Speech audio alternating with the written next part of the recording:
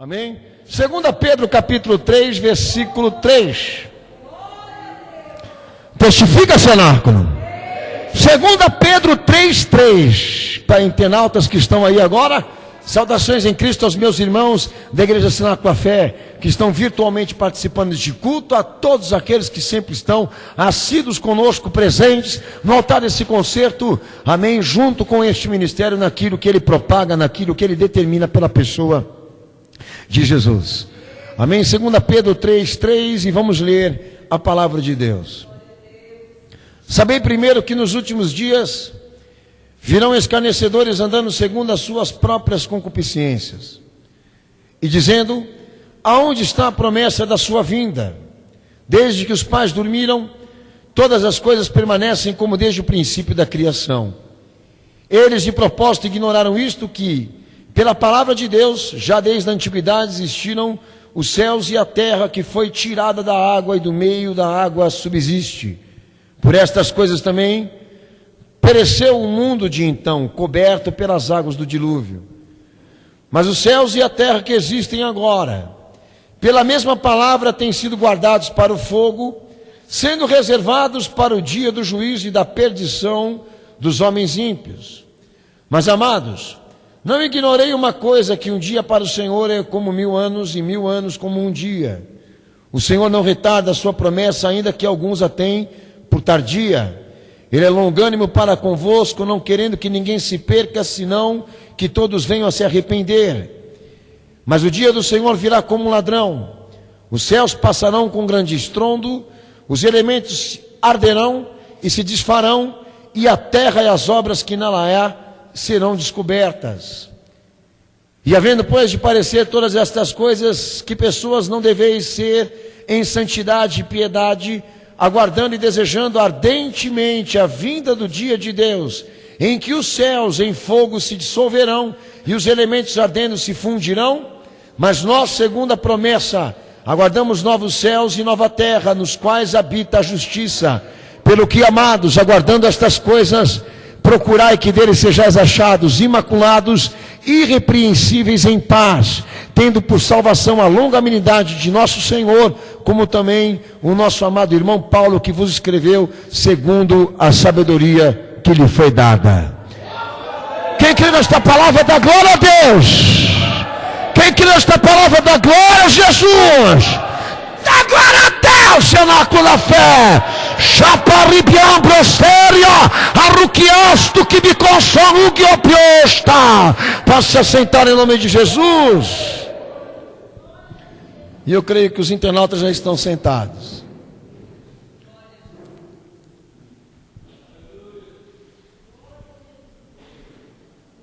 Amém, Senhor?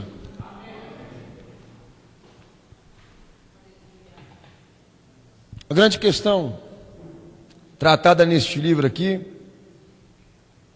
é exatamente qual o planejamento que Jesus reservou para a sua igreja nesse exato momento.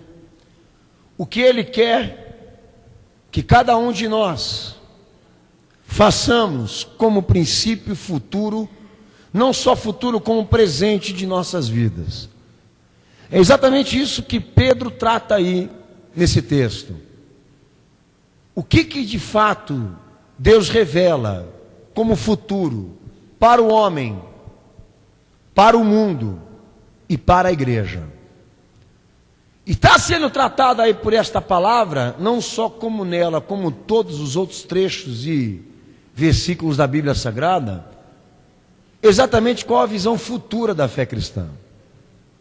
O que Deus planejou como expectativa, como esperança para essa igreja. E antes de Pedro decifrar exatamente esse mistério e trazer à tona a esperança da fé cristã, ele descreve exatamente o quê?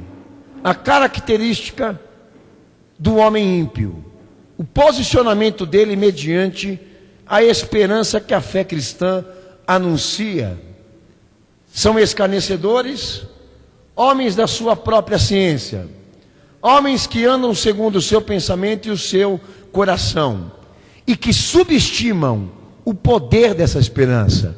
Porque para o mundo e para o homem em o seu todo, o que nós vamos pregar aqui nesse exato momento, não é importante para eles. E além de não ser importante para o sistema e para o homem mundano, o Apocalipse, a consumação dos séculos, o fim dos tempos, é uma mera ficção, não é uma realidade.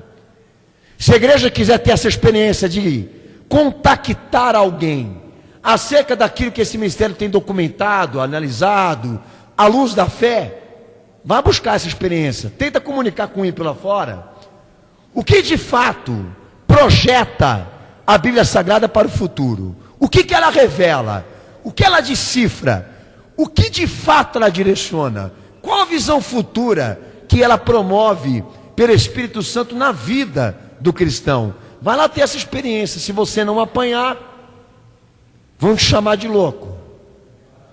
Mas essa é a grande realidade. Qual realidade, pastor Daniel? Que seja o homem ímpio ou cristão, seja ele crente ou descrente, todo planejamento, ele precisa de uma base de avaliação. E aí entra mais a razão do que a fé.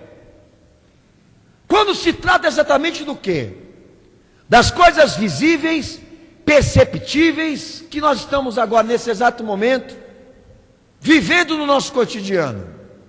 Então nós temos, por base também profética, a análise do mundo e do homem. O que será do mundo? O que será do homem?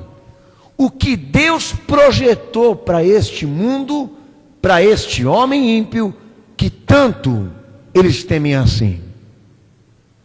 Então a primeira coisa, antes de nós falarmos de consumação, antes de nós falarmos da esperança da fé cristã, se há alguma pessoa aqui nesta noite que ela evita a fé e opta pela razão, então nós vamos falar um pouquinho disso aqui pela permissão de Deus.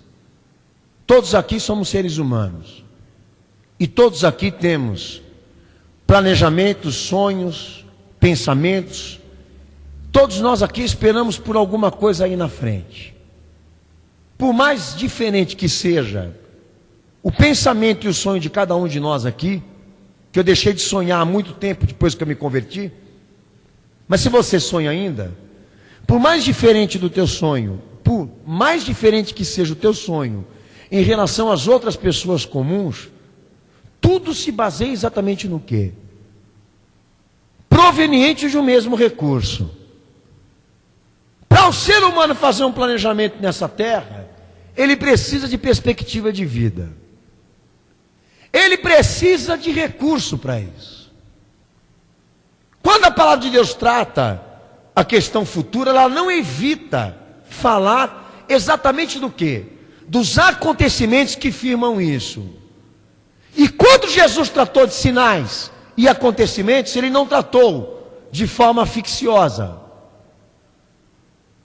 ilusória, mas ele disse: esses sinais vão acontecer e vão cair sobre todos os que estão na face da terra.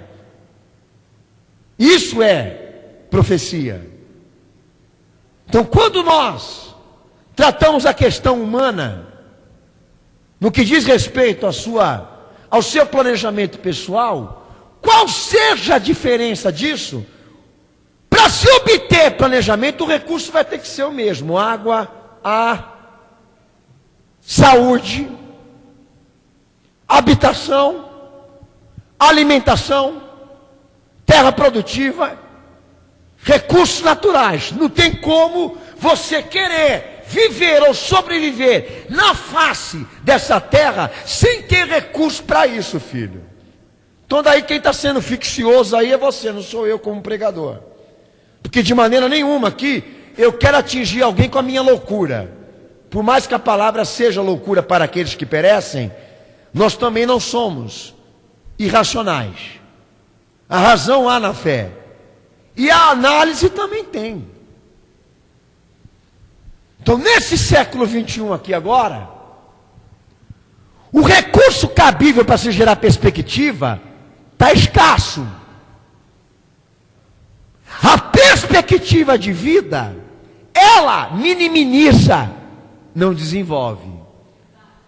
Qualquer ciência, qualquer antropólogo, socialista, cientista que tiver nessa terra, eles vão exatamente falar, confirmar exatamente o que o pastor está falando aqui. E falar do que, pastor Daniel? Que a situação do homem e da humanidade, ela está numa direção descendente e não de desenvolvimento. No que diz respeito o quê? Aquilo que serve de elemento para você fazer o teu futuro. Você quer casar, você quer ter filho, você quer ser empresário, você quer ser afortunado, se não afortunado, famoso. E o sonho do ser humano tem que se aplicar às realidades. E muita gente nesse exato momento na sociedade tem muito mais aptidão para sonhar do que enxergar a realidade. E a nossa realidade como ser humano aqui nessa terra é esta. Se fabrica muito mais sonho do que realidade. E os recursos que são base de reflexão para se gerar futuro e expectativa de vida estão escassos. Então, se nós levarmos agora pela ciência, com que base você dará para esse mundo mais 30 e 40 anos de vida? Com que base, com que argumento você pode hoje confirmar que essa terra nesse exato momento está confirmado para ela que ela viverá, sobrevirá, virá a sobreviver ao ponto de criar um terceiro mundo, se o elemento que a sustenta, o recurso que a mantém, que Deus criou, já está escasso? Então vamos deixar de ser idiota, vamos deixar de ser ignorante. Se eles vão conseguir superar, se eles vão conseguir amenizar, se eles vão ter alternativas para isso, a Bíblia fala que não, e eu creio na palavra de Deus. Mas você entrou sonhando aqui, não entrou? Você entrou achando que o mundo é uma maravilha. Você entrou achando que a sociedade é composta de seres humanos benéficos. Todo dia fala isso. Mas o que a gente vê é o que Jesus profetizou: é morte, assassinato, traição, imoralidade, desonestidade, impunidade nesse sistema. Governos corruptos, AIDS, câncer, epidemias, guerras,